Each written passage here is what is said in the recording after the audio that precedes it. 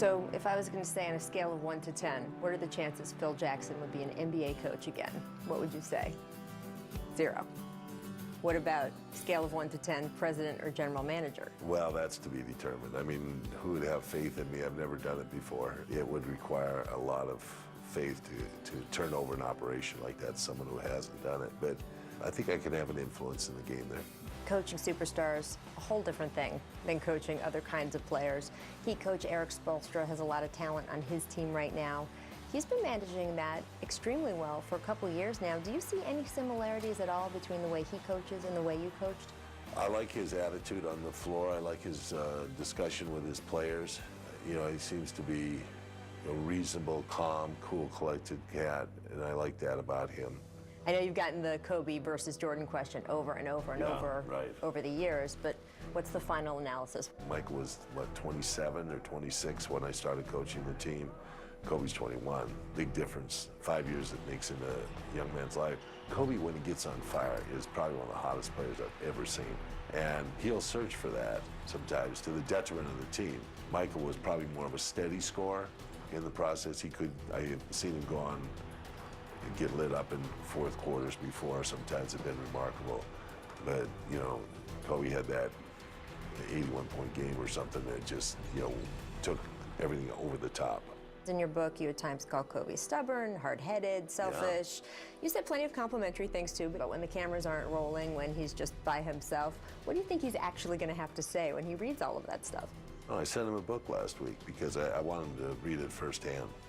And, you know, I'm in communication with him all the time, so he knows how I feel about him. He knows I care about him and love him deeply. Was there anybody that before this book came out you had to call and say, about that chapter? No, there are a lot of people I called. Who? Yeah.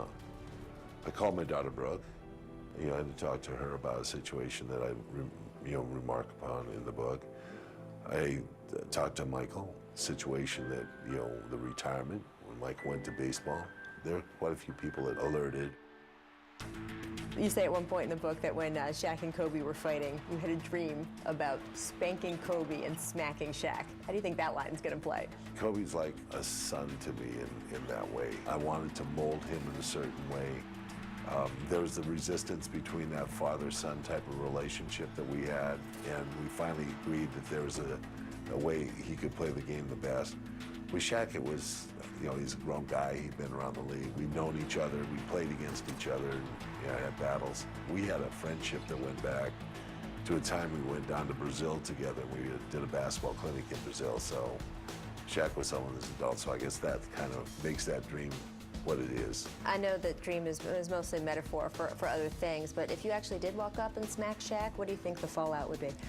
Oh, I think he'd be all right with it. I mean, you know, depending upon the situation, depending upon what happened in the situation. There's been a few guys who's taller than you. Come on.